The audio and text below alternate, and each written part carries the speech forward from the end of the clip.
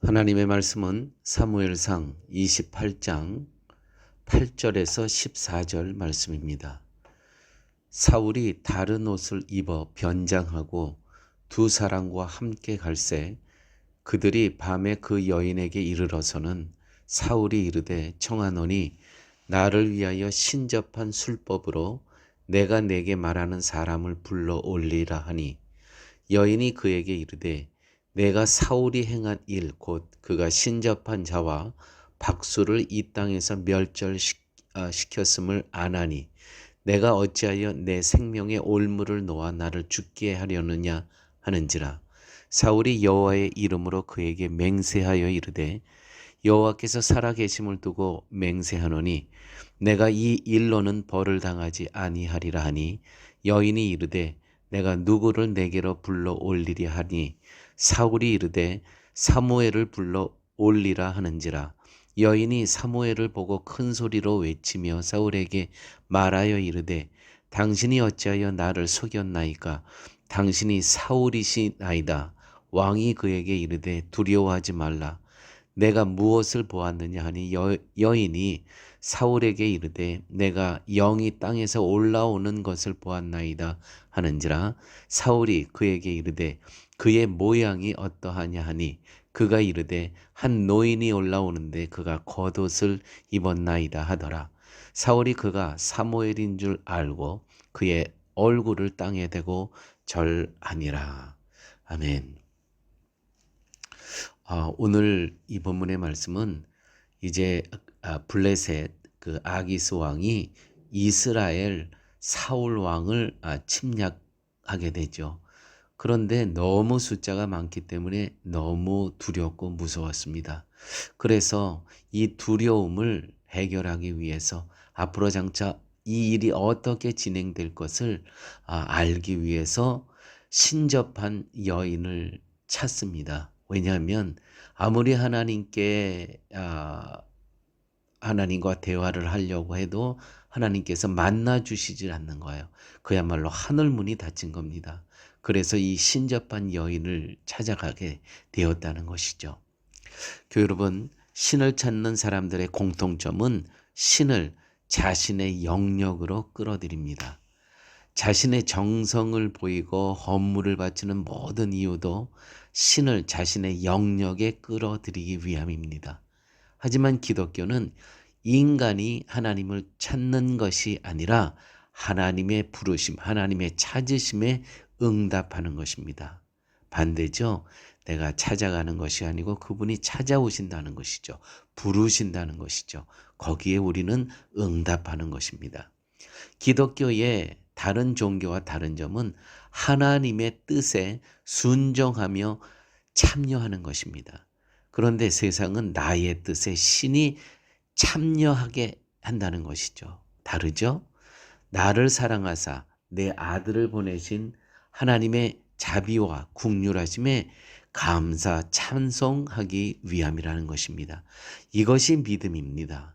기독교는 나에 대한 소망을 내려놓고 대신 하나님의 비전에 내가 담겨지는 것입니다. 오늘 8절 말씀 보면 사울이 여인에게 부탁한 것은 신접한 술법으로 자신이 말하는 사람을 불러 올리라는 것입니다. 즉 죽은 사람의 영혼을 불러 달라는 것이죠. 고대 히브리 사람들은 사람이 죽으면 스올, 즉 음부라고 하는 지하세계로 내려간다고 믿었습니다. 그리고 하나님 천사와 같은 존재는 하늘의 어느 공간에 거주한다고 여겼던 것이죠. 그래서 불러 올리라라는 데려오라는 그런 표현을 사용하고 있습니다. 죽은 자의 영혼을 음부로부터 불러 올리라는 것. 실제로 죽은 사무엘이 다시 사울에게로 나타납니다. 여기서 질문 하나 할까요? 과연 귀신이 있습니까? 귀신이 있습니까? 유령과 혼백, 죽은 사람의 귀신이 있습니까? 있습니다. 믿는 사람들조차도 귀신이 어디 있냐고 하는데 귀신은 우리 성경에 기록되어 있습니다. 귀신은 있습니다. 또 하나 묻습니다. 무당은 죽은 사람의 영혼을 부를 수 있습니까? 부를 수 있습니다. 우리가 성경을 통해 알 수 있는 것은 귀신은 있으되 이미 십자가 아래서 패배한 존재입니다. 이미 그리스도께서 승리하셨기에 두려워할 존재가 전혀 아니라는 것이죠. 그런데 우리가 신앙생활 하다 보면 귀신을 두려워하는 사람들이, 성도들이 있습니다. 아닙니다.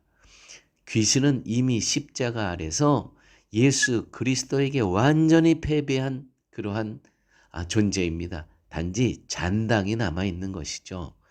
전쟁은 끝났지만 흔히 얘기하죠. 전투는 아직 이어지고 있다. 전쟁은 끝난 겁니다.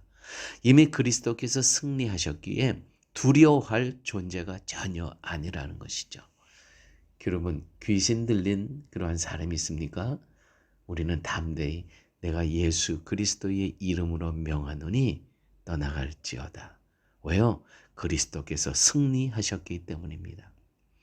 여러분, 설사 점쟁이가 우리 한 일을 알아마치고 무당이 귀신을 불러내어 만난다 해도, 유령과 혼백과 귀신을 불러내어 만난다 해도 그들이 우리를 천국으로 인도할 수는 없는 것입니다. 소경이 눈을 뜨게 하고 안전뱅이를 일으키는 능력을 그들이 행한다 해도 그 무당들이 소경이 눈을 뜨게 하고 안전뱅이를 일으키는 능력을 그들이 행한다 해도 우리를 천국으로 인도하지 못합니다.